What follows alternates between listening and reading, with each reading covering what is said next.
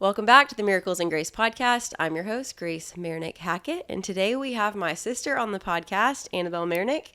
Welcome. Thank you. So excited to be here. It's going to be so fun. I just wanted to kick this off. I had opened up this podcast to questions from people that they wanted us to touch on, and I got this message, which was so cool and sweet, and also just, I feel like is a great intro to who you are as a person, that I wanted to share. And I asked this girl, her name's Allison, for permission. She said, "Hi, I wanted to share. In May of 2025, I had responded to Annabelle's Instagram story with a question about faith and anxiety, specifically feeling guilty that I was so anxious, like I wasn't trusting God. We'd found out something was wrong with my husband's only kidney, also randomly found out that I was a carrier for cystic fibrosis, and unsure if my husband would be a carrier too, as we were wanting to start a family. He, praised the Lord, was not a carrier, but our journey would have looked a little different if he was. Annabelle was so intentional, sending me her thoughts via Instagram DM and advice about trusting God and staying in the Word. I was so touched that she took the time to respond to my DM. Since then, I've started every morning in quiet time with the Lord, devotional and or reading my Bible, praying, etc. After 4 months of trying to get pregnant and a week after finding out my husband would need a kidney biopsy, we found out we were pregnant right before Christmas. I'm due August 30th. Then she says, all of that to say, thank you guys so much for using your platform for so much good. She probably doesn't even realize that conversation was so important in my life. Even my husband will say that my faith grew so much since then. Through all of the unknown and figuring out my husband does have a kidney disease that is manageable, I don't know how I could have carried through without my faith." This is crazy. "December 21st, I wrote in my prayer journal how I was done searching for signs and how I can still feel the Lord even by just the peace I feel. I wrote, I surrender. The next day we found out we were pregnant. Just so crazy God's timing and his hand in all those moments over the last year. Thank you again for everything you and your family share, and I absolutely love your podcast. Can't wait for this episode." Which is such a sweet Starting message. out with tears. But it's such a sweet message, and so crazy that she mentioned the date that she wrote down, I surrender, because she literally wrote that journal entry on your birthday.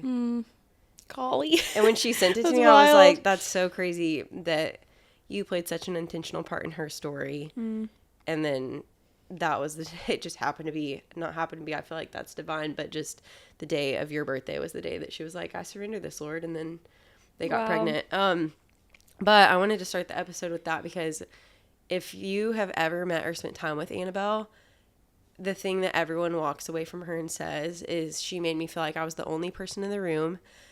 The whole time that I was talking, there was no part of me that wondered, is she listening to what I'm saying? Like, she's so locked in wherever she's at and makes you feel so important and special. And like whatever you're saying, nothing else in the world matters other than what you're saying. And for real, like the amount of people that come up to me and say, I met Annabelle at a restaurant, like in passing, and they're like, and she just made me feel like I was the only person in the room. It's such a gift that you have, and I think there's just so much wisdom that comes from that, especially, and I'm guilty of this, like I've learned so much from that quality in you, because I think it's so easy to go and do and just like pass people by, and you're so good at slowing down and seeing people and meeting them where they're at and making them feel seen. And I just think in a really busy and hurried culture, that's something that we can all learn from. So I'm excited for people to get to learn from that today. In shambles starting out this podcast. Also, in our family, Annabelle and I are definitely the emotional ones. Like, I mean, everybody is sensitive, like, in a healthy way, in touch with their emotions. But for sure, if there's something that has made me cry, I know I can always look over, and Annabelle will also be crying. It's become a thing now. Like, we make eye contact every time there's tears, and I'm like, I know I'm not going to be alone. Yeah, we just did that at Father's Day. Dad was talking about something, and we both just had tears streaming the whole time. It's so sweet. But anyways, do you want to introduce yourself and just tell, I mean, I feel like a lot of people know you at least by association, just being a part of our family, but just maybe talk about who you are. You can talk about what you do for work. I know we're going to talk about that some today. Totally. Maybe where you fall in the birth order. For sure. All that good stuff. So I am fourth in the birth order. So it goes Tuta, Grace, Michael, me, and graduated from Auburn in 2024. Moved back to Nashville. So I've lived here for 2 years. And immediately when I got to Nashville, I started working for Love One International, our mom's nonprofit. And kind of what my role is at Love One is being over our ambassador program. So we have 450 girls all over the U.S. that fundraise, raise awareness for us, which shout out ambassadors. They are like the heartbeat of our organization. and just do such an awesome job of spreading our mission and just sharing about what we do. And when I say the heartbeat, I truly mean it. So I'm over that program, directing the woman, helping them fundraise, just getting to like be their friends. And it is so special. I live in Nashville with 3 friends. So that's been really, really sweet. And I know me and Grace have talked about how we want to talk about just dating and singleness. That's one of the things we wanted to talk about today. And it's been really sweet because the 3 girls I live with we're kind of all in the same space of just being single, waiting for husbands. And it's been really, really sweet and awesome. So living with friends now, when I first got out of college, that first year, I lived at home with my parents, which was so beautiful and heavy and all the things at once. So we're probably going to talk about that at some point today, but that's kind of a little bit about who I am and where I'm at. Because you lived there like through the season of Dad getting diagnosed and through a lot of the progression that he's experienced. So, okay, so many things that we can talk about today that I'm so excited for. The first thing I want to say, because I feel like this is going to come up, the ambassador program is, like Annabelle said, the best community of women, and they raise funds and awareness for loved one, and it is like the most special community living on mission together.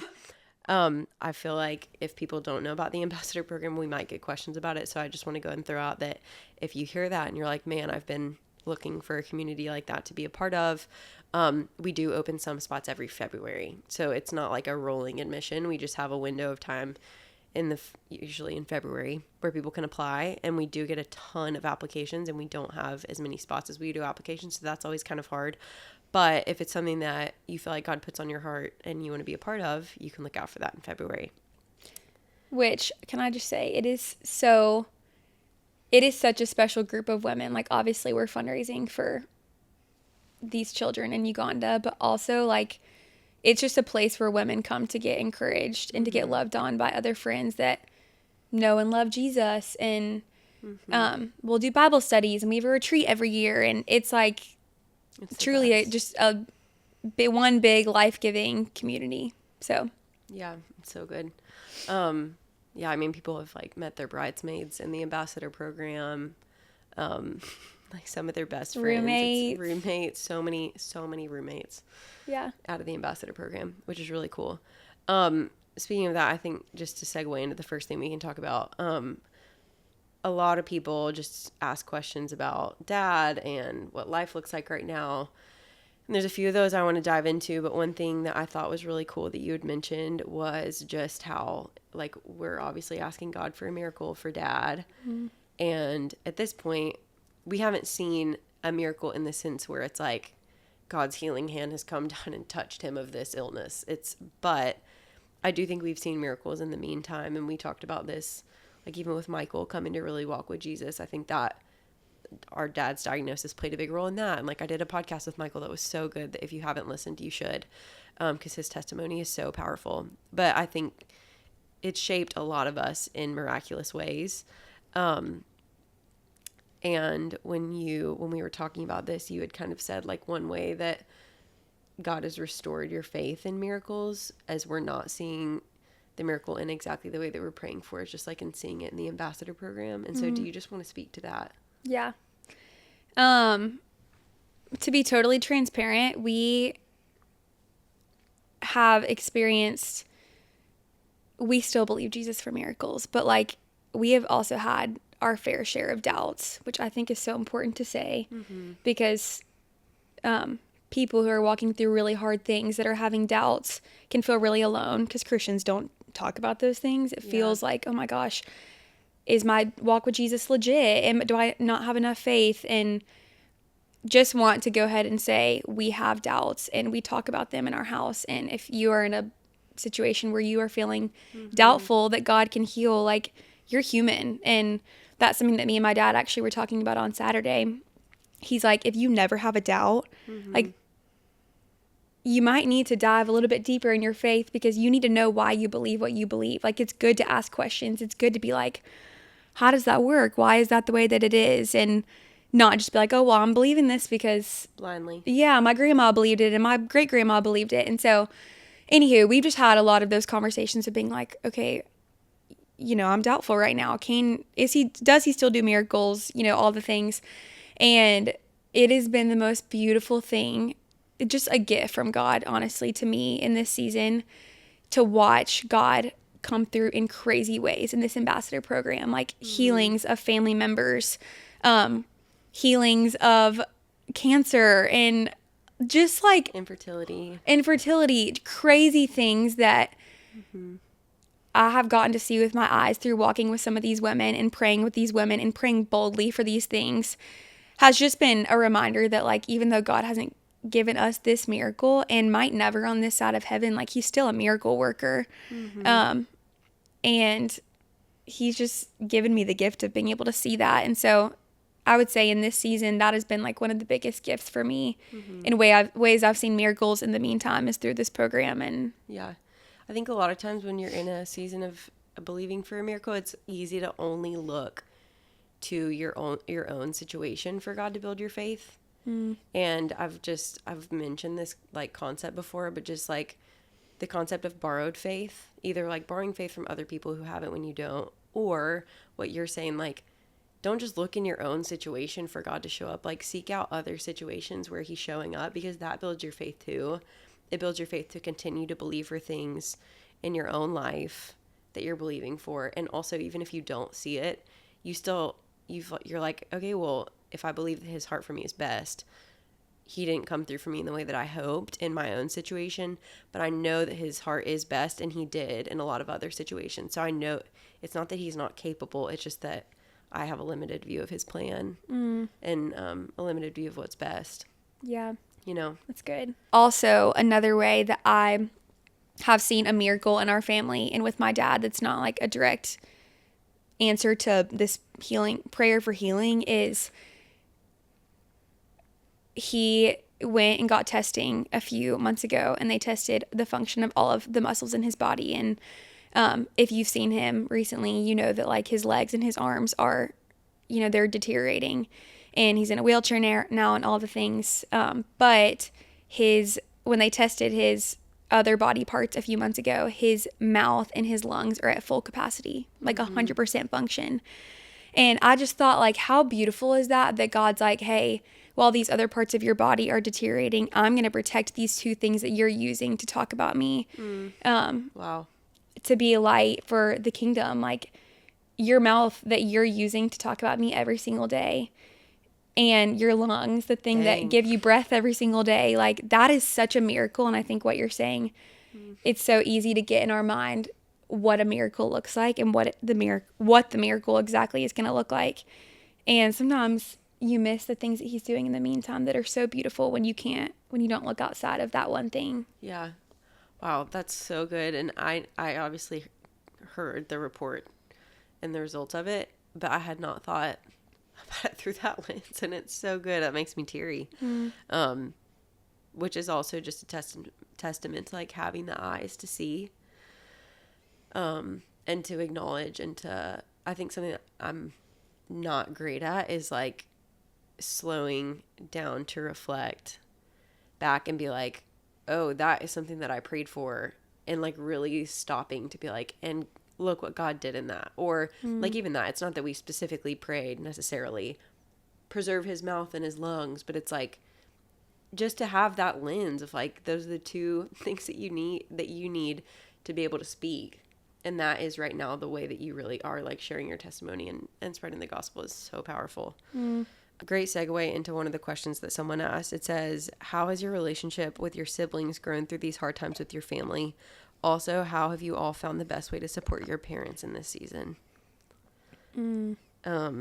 So a two-part question, but to answer the second part of that question, I think, mom and dad have always done so much for us. They've always served us, and we have been their first priority for everything growing up. Like, they just did everything for us. And I've voiced to you and Millerian and our other sisters that like there have been times where I've mourned that not looking like what it's always looked like calls from mom in the morning, like, hey, how are you doing? How can I serve you today? Because now she's waking up, getting dad dressed, showering him, getting him off to work. Right. Like, her mornings have shifted. Right. And at first I really mourned that and was like, oh, dang, just to be so transparent, like selfishly was like, oh, your parents have always done these things for you. And now there's a gap there. And I think by sitting in that space, I've learned to pivot and be like, all right, you know what? This is actually really beautiful because the roles are now reversing. Yeah. And they've done everything for us our whole lives, done everything in their power to serve us, to raise us to know Jesus, all the things. And now we get to do that for them. Mm-hmm. And so honestly, just mimicking exactly what they've done for us, being like, okay, mom would send me a little care package in the mail. I'm going to take her a goodie to the house if I know she's having a sad day, or I'm going to go sit with dad and have dinner with him if I know he's sad. Literally just exactly what they did for us, being like, okay, now it's our time to step up because he's given us the ability to go and like be with roommates and be with families to where we can come back in with our cups full and like step in and serve and love on them. So totally. Yeah, I think to that point too, that's such a great point. And I'm glad that you acknowledged like there's a grieving in that of those roles transitioning. And I think about also just like how open our conversations are. And I think my mom has always said, and I feel this now being a mom, like if your parents are not steady, your kids are not going to be steady. Like you are your kid's source of emotional regulation. So if mom's freaking out, like kids are probably going to freak out. And so she's always been so steady and strong. And dad too. And I feel like in this season, just being like, you don't have to be strong. Like you can break down and cry when you have a bad day. She sent us a voice memo last night because they had the most insane day yesterday. Like their dog, we had a really traumatic thing happen with a previous dog. And so I think our family's German Shepherd got sick and had HGE, and which she just like came home to blood and throw up and all this gross stuff in her crate. And it kind of triggered some like past trauma from our other dog getting hit by a car, which was really awful. And anyways, that happened. And then she sent us a voice memo last night and was like, basically because misery loves company, like pulled into went to clean out the kennel, was going to throw it away, all the like throw up and blood and everything in the trash can, opened the trash can. Some of the trash hadn't gotten dumped out and it was filled with maggots. So she like got all of the throw up and the blood and the maggots out of the trash can, bleached it, then went to pull her car in the garage, ran over 2 paint cans that had been left out. The paint cans exploded all over the garage, all over her car. We have a new minivan for my dad's wheelchair, but she has like her car that she waited my mom has driven a 15 passenger van, a 12 passenger van. Like she's never been a like me Lux car girl, but I think she did her time in those Sprinter vans, and she was like, this is my dream car. And she finally got her dream car and then busted white paint cans all over it. Ended up my brother Caleb helped her, but they got it off.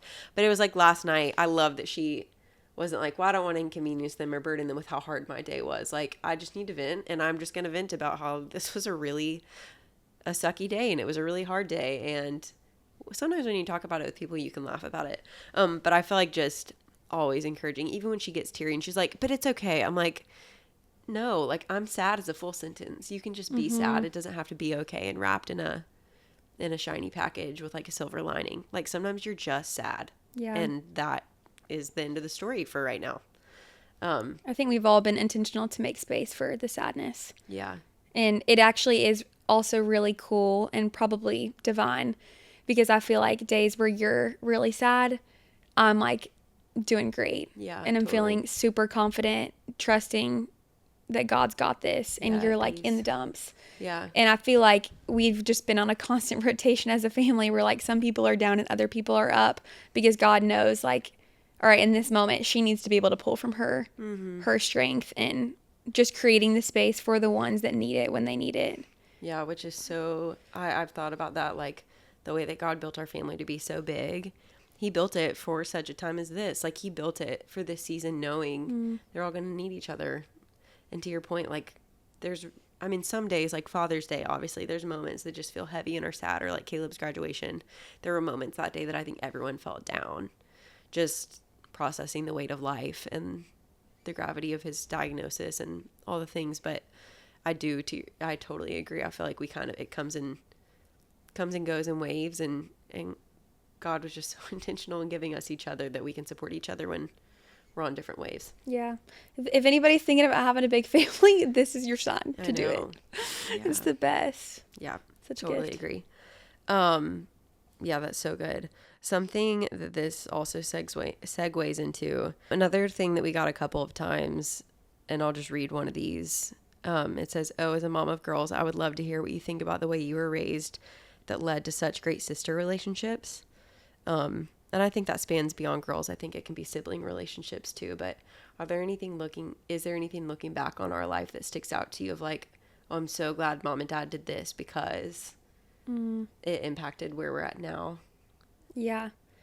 This is not really related to our relationships with each other directly, but I would say mom modeled really well what it looks like to just have confidence in things that are not your appearance and what you have. And I think she modeled that. We saw her just not care what she looked like and just roll out and have confidence in the sense of she took care of herself, but she wasn't constantly like, consumed how with are your other people going to appearance. perceive me? But like, she's always taken care of her body and been healthy, and also modeled that in a great way. Yeah, I don't want to cut you off, but I was just going to say, I actually do think there's a correlation between confidence and what you're saying and us being close, because mom was confident not in herself because of like surface level things, how you look, or materialistic things, what you have, what you wear, whatever, but just like a confidence in just being, and like being able to just be who you are, not having to try and strive. And when I think about our sisters, I think part of the reason, and our siblings, I think part of the reason we're so close is because we all celebrate each other really well. And I think in order to be someone who celebrates other people well, you have to be confident in who you are, because if not, other people's wins can be a jab at your own insecurities and make you feel like less than. But if you're confident, and I'm not saying this to say that none of us have any insecurities, of course we do, but at our core, like, we were just raised with such a grounded belief in like just who God made us to be, and we're just given the freedom through modeling it to just be and not have to strive. And so when I think about like our relationships now, I think we're all just healthy because we're all so different, and that's okay, you know? I would just want to speak to parents to not underestimate the power of like modeling something. Yeah. You know, like, I think the reason that we all have been able to, not perfectly at times, but like walked in as much confidence as possible as girls is because we watched mom model it, and then you learned it from mom, and you know, you and Tuto learned it from mom, and then we were able to look at you guys and be like, oh, well, you know, they don't care and they're not consumed by this, so therefore we don't need to be consumed by it. And I think that just goes back to the power of numbers.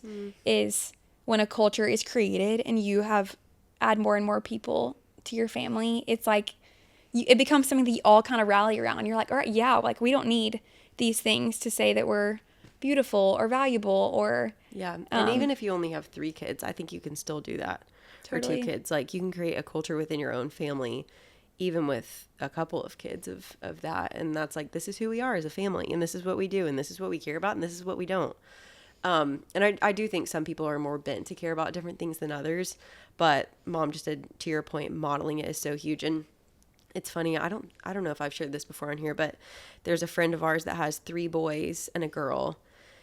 And when I was pregnant with Haven, we were on a trip and we were at dinner with them, and I was like, tell me, like, what do I need to know? What's the differences between a boy and a girl, besides obviously like the toys that they play with and the things that they're interested in and like maybe their attention spans. And she said, your girl will want to do every single thing that you do. You get highlights, she's going to want highlights. You wear high heels, she's going to want to wear high heels. You wear sweatpants, she's going to want to wear sweatpants. You get Botox, she's going to want to get Botox. And she said, it's having a girl was like holding a mirror up to myself that made me really be like, what am I doing? Because every single thing that I'm doing, she's watching and she's modeling. Yeah. And it's true. Like, she said it and I thought, I've never really thought about it that way, but I'm like, that's so true. Everything that mom modeled to us is the path that we followed. And she just does such a great job of just being and not striving. Which can be hard to do in the area that we live in. Yeah, totally.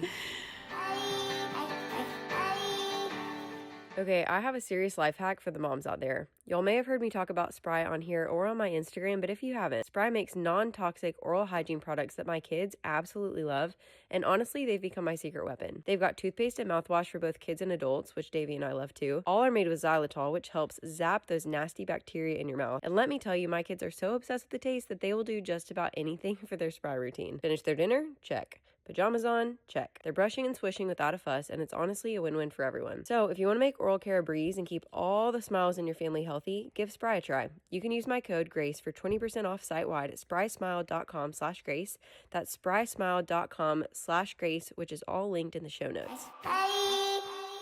Something else that just came to mind is how they were not the kind of parents that were like your best friend, gonna, tell you all of their crazy, like wild college stories and like encourage you to do things that you shouldn't do. But they also were not the kind of parents that acted like they were perfect. And I think as a parent, I don't know yet because I'm not one, but it's got to be the hardest dynamic of you want your kids to like look up to you and respect you. But at the same time, like, especially once your kids get to be teenagers and are in college, like your story, you have it for a reason. And I'm not saying you need to go into the details of all the things you've ever experienced, but like being vulnerable with your kids, I think we've all learned to be vulnerable with each other because we've watched mom and dad just be like, yeah, so real, and not coming across like, oh, I'm going to try to be perfect because I'm your parent and you need to look up to me. It's like just the most beautiful balance of we respected them so much, yet they modeled vulnerability. Mom would cry in front of us if she was sad. And so I think we also learned to do that with each other because that was modeled and they didn't shy away from that. Yeah, that's so good. I also now, even just raising little kids, obviously I don't have older kids, but going back to modeling things, the amount of things that I do that my kids copy, I just, as you were saying that, I'm like, whatever qualities you want your kids to have, I think you have to model it as a parent. Especially when it comes to character things. But I was thinking even like with my small kids that are 3, 2, and 9 months, not Haven, but Crew and Bear, like when we're outside and a neighbor walks by, they say hi and they wave. And I'm like, I never looked at them and said, hey, you need to look at every person that walks by and wave. But I'm like, I wave to people and when they walk by and they watch me and because I've noticed, I didn't notice it for a while, but then I realized like, oh, if I wave and say, hey, then right afterwards they'll look up and wave and say, hey. Oh, so sweet. It's so sweet. But like, or if we're checking out at the grocery and I'm like, thank you so much, they'll turn around and say, thank you. I'm like, so many of those things, yes, it's repetition. And like a lot of those things, they don't pick up naturally. Some of it does have to be taught, but a lot of it also is so reinforced through modeling. Yeah. It's like the combination of the two, teaching and modeling. I really feel like you can't have one without the other. Yeah. Which I feel like it's just encouragement. If you are in that space of wanting your kids to learn certain things, encouragement to like dive into that yourself. If like there's something that you want your kids to grow into, asking yourself the question, is this something that I've grown into? And if not, like, how can I get there? So this is something that my kids naturally pick up on. Yeah, totally. Versus me trying to like force them to learn it. You know what I mean? Yep. Yeah, that's so good. This kind of goes into this too. Someone said, would love to hear more on how your parents' obedience and living open-handedly has impacted you and your siblings, or how they practically did it as parents. My husband and I are trying to walk this out more, and sometimes it's scary, but after Annabelle briefly mentioned to me how your parents lived this way and how it shaped her, it encouraged me so much to step out in faith, and some things were being called to. Which this kind of goes hand in hand. Like, we're talking about modeling obviously a lot, but I just loved that this question was specific around obedience and living open-handedly. And I do think Mom shared a little bit about this on the podcast that I did with her. But as Annabelle referenced a second ago, like, we live in an affluent area of Nashville. It's called Williamson County. And my dad was climbing the corporate ladder for most of our childhood, just working so hard. He is a wealth manager. I guess he's like semi-retired now, if you can call it that. Like, he's had to step away from it because of his diagnosis, but just worked so hard our whole lives to provide for us and build his business. And my mom would tell you, like, that when they were, it can be such a rat race. And for her, when she felt God calling our family to adopt and calling my parents to adopt, she said that when they stepped out and took that leap of faith, number one, our family looked different because it was an interracial adoption. But she always says, like, the shackles just fell off of her, and she actually found so much freedom. And that, which also ties back into what we're talking about her ability to just be and not be striving or trying to be a certain way or be perceived a certain way. And I think when I was telling somebody the other day, like, they were so good at taking the leap of faith that was scary, that they didn't know what it was going to look like, that nobody had gone before them. And on the other side of that was so much blessing and just, like, opportunity to testify to God's goodness and spread the good news of Jesus. And I'll just say this, like, from my perspective, I think about me even starting this podcast. And when I look back on that and how scary it seemed to start it and unfamiliar, there was 100% a piece of me that felt like, well, I've always grown up watching my parents do things that are scary and unfamiliar. And I know how that's impacted me. And I know that I want to model that for my own kids, that even when there's not something that's, like, perfectly mapped out for me and it's going to be easy and whatever, like, I still want to do it if it's what God wants me to do. And on the other side of this, like, this whole podcast has been such a gift for my heart. It's been so cool to get to be a part of.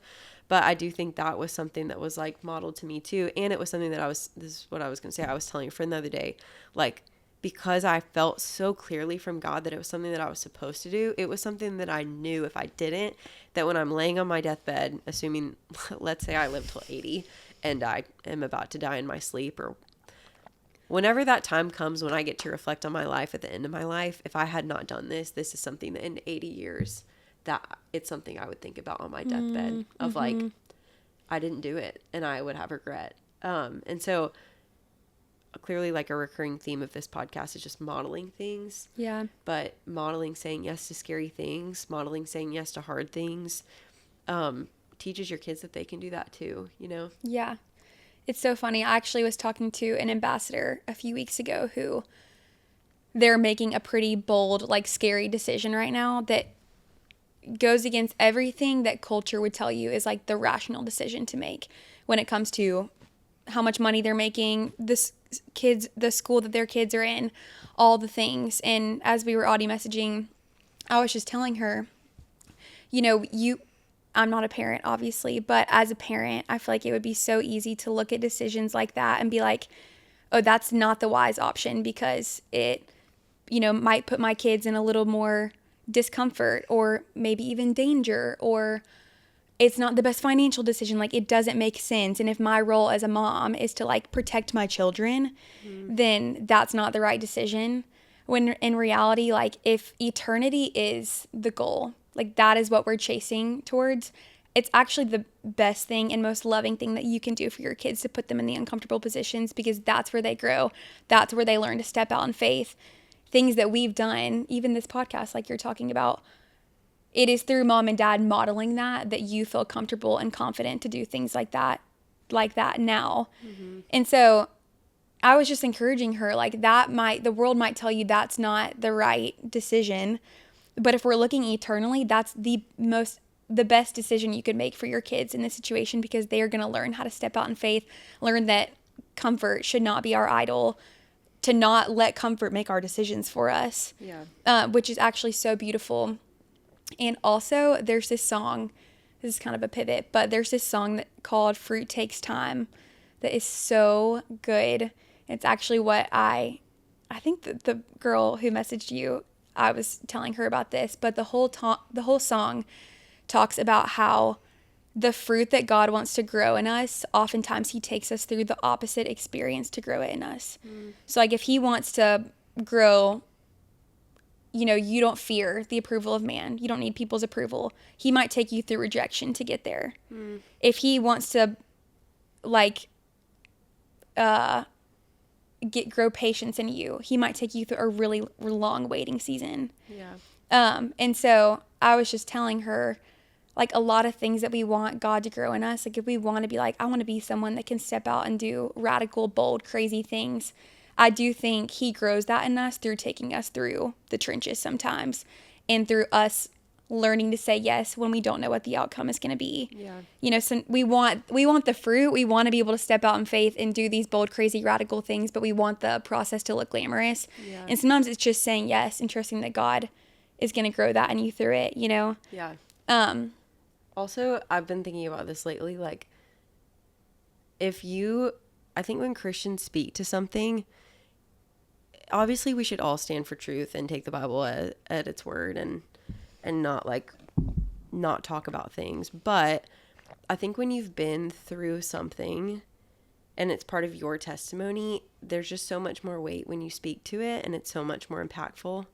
Whether it's like you've lived in impurity in your relationships and then you pursue purity, like it's so much easier and holds a different kind of weight for then you to encourage someone who's struggling with that to be like, I've done it the wrong way and it's part of my testimony and here's how God's redeemed it and here's what I learned, than someone who's like always done it perfect to be like, well, this is just how you're supposed to do it because it's what the Bible says. That's true. You should not shy away from what the Bible says. But when something's part of your testimony of like, this is actually something that God delivered me from, how much more encouraging is it for someone who is addicted to pornography to hear from someone who's like, yeah, I was in that trench for a decade and God delivered me from it, than for someone who's never looked at porn to say, you're not supposed to look at pornography. It's not in the Bible. Right. You know what I mean? You're like, right. Okay, well, you've never struggled with that. So like, you don't really know what my experience is like. Not saying that you should be like, yeah, it's cool if you look at porn, obviously. But I'm just saying, like, the things that God has taken you through, or the things that you've been through, I shouldn't say that he's put you through, that he has allowed for your refining, like, actually give you the greatest grounds to speak into and encourage other people. And I think a lot of times the reason why people don't like Christians is because they're not real about the things that have been a part of their struggle. And they only speak to the things of like, well, the Bible says this. And sometimes people probably have struggled with that, but they're not open about it because they're actually living in shame. Yeah. And it's like, the truth is, if you can just remember that God redeemed that and there's no shame in it anymore, then you can be like, hey, friend, God delivered me from this. I'm walking in freedom. I have so much peace. I have so much joy. You're in that. This is waiting for you too. And I know because I've been there. Yeah. That is what makes people be like, oh my gosh, that's what I'm longing for. And if that's what you found, then I want to get to know the Jesus that you know. You know what I mean? Yeah, it's so good. Yeah. So good. Something else that I wanted to add to just the question about stepping out in faith is, I think it's like a muscle. You know, people could look at our family. I am saying this because people have said these exact words to us and they're like, I can't imagine walking through what you're walking through. Like, how do you do it? And I think the more that you step out in faith and say yes to the Lord, it's like a muscle that he works out in you. Like, it becomes more comfortable. Like, mom and dad saying yes to adopting Joshua was probably so much harder than them saying yes to bringing Tuta in, because by that point they had been working up the muscle of saying yes. And I think about ALS and how hard it's been. Yes, 100%. But do I think that God has been working out that muscle in us where when this storm came, we were like, all right, how are we going to use this? This is rocking us, yes, but it's not taking us out, because this is another opportunity for us to step out in faith and like use it. Whereas if they had never stepped out in the first place, this wouldn't have been something, it probably would have been the most daunting thing ever. Yeah. For us to receive this diagnosis. Yeah, because we had never done if you've never done anything hard or scary, then when hard and scary things come up, you're like, I can't do this.